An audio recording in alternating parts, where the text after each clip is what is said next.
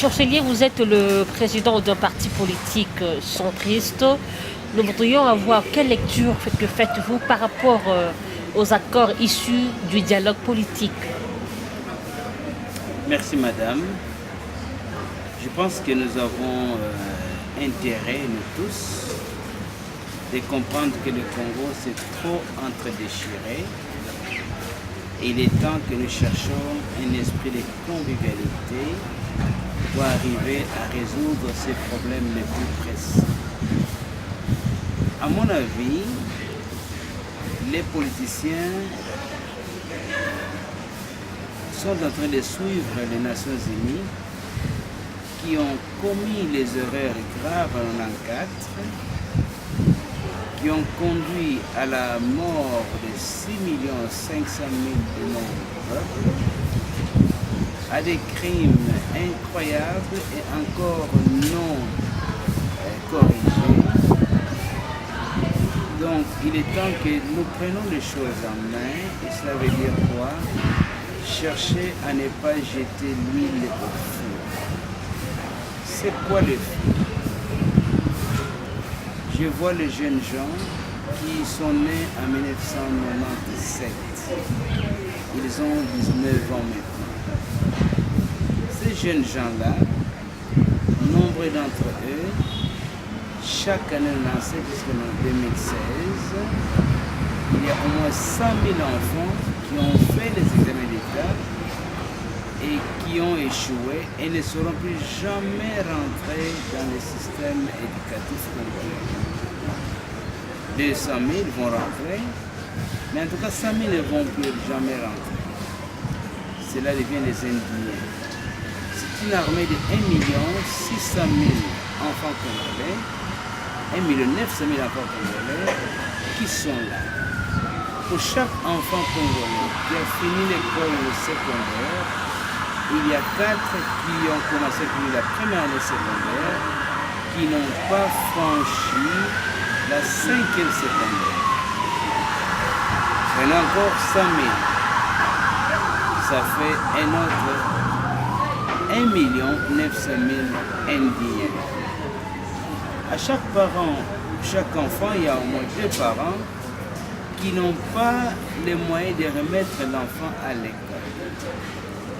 Ils attendent, ils souhaitent, ils prient même qu'il y ait des grèves ou quelque chose pour trouver un alibi pour ne pas envoyer l'enfant à l'école parce qu'il n'y a pas l'argent pour les catch, il n'y a pas l'argent pour les sacs, il n'y a pas l'argent pour les cahiers, il n'y a pas l'argent pour les minervales. De ce quoi, l'école de secondaire primaire devait être gratuite d'après la Constitution.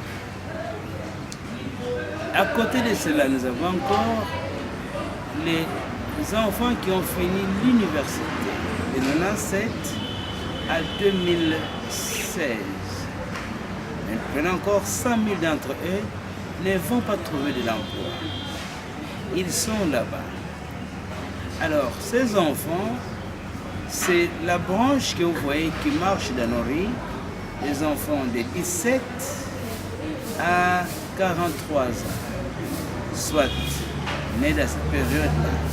Et certainement, personne n'a le contrôle de ces enfants. Ils sont indignés, ils sont fâchés.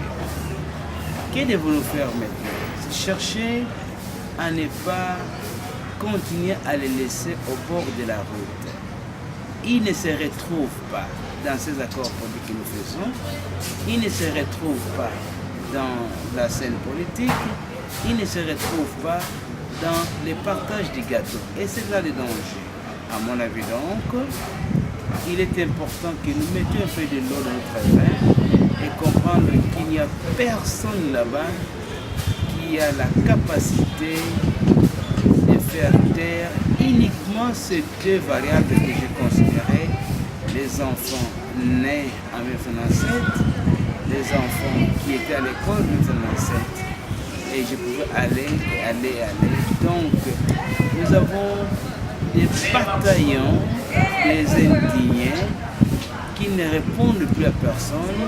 Certains s'appellent Tela Tela, Mamate Tatate, les autres font le Kuluna, les autres sont là dans une colère incroyable nous devons comprendre qu'on ne doit pas jouer avec le feu.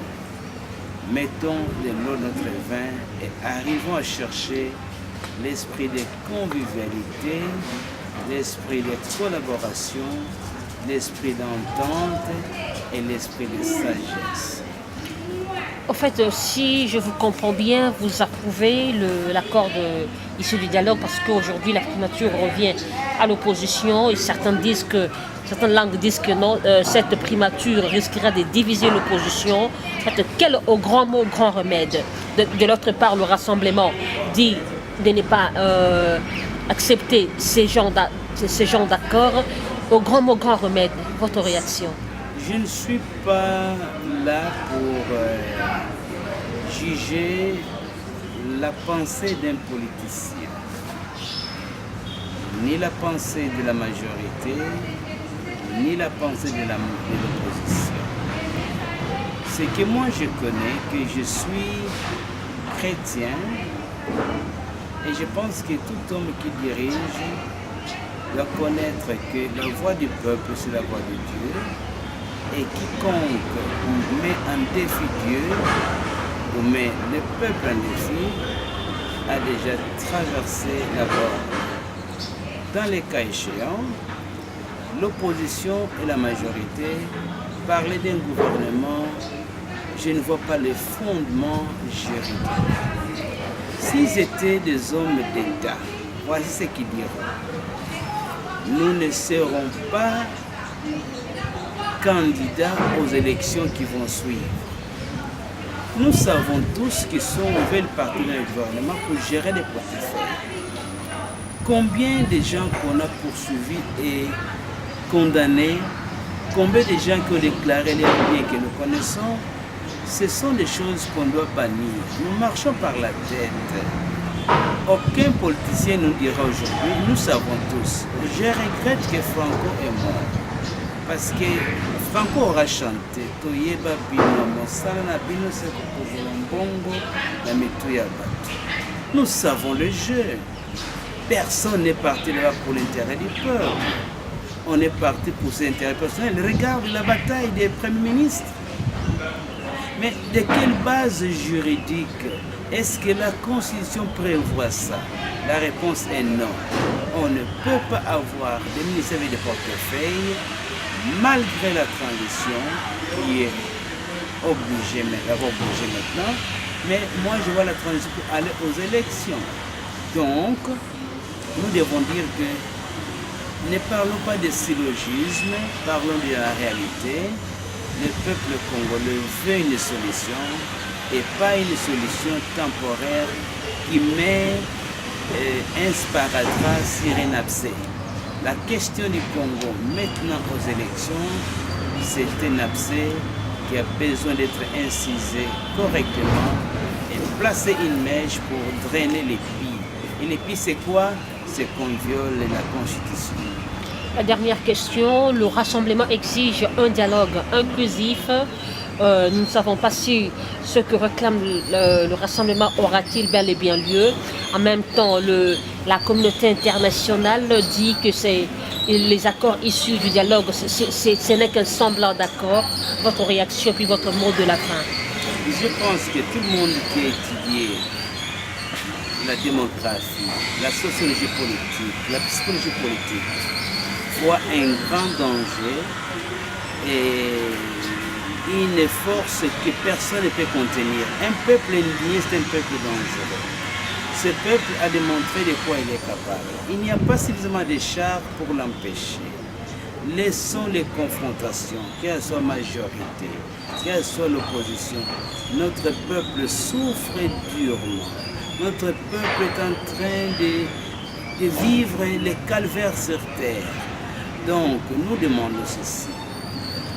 Si nous devons avoir un compromis, celui-là ne doit pas aller à l'encontre de la Constitution. Dès lors qu'il va à l'encontre de la Constitution, il est déjà en train de défier et Dieu et les hommes. Donc, nous disons nous autres, nous sommes des chrétiens, et en chrétien, on ne peut pas piétiner les gens sur leur tête et croire qu'il n'y a rien. Écoutez, regardez nos gens. Combien vont suivre cette émission à Kinshasa? Il y aura des lestages. Combien d'enfants sont à la maison? Pas parce qu'ils sont en vacances, mais parce qu'ils n'ont pas l'argent pour entrer à l'école. Combien des enfants meurent pour des choses comme malaria? Écoutez, nous devons aller dans la voie où nous avons commencé. On vient de très loin et que les politiciens n'arrivent pas encore à nous faire reculer de trop de pas avec une énième négociation et un gouvernement qui, une fois de plus, de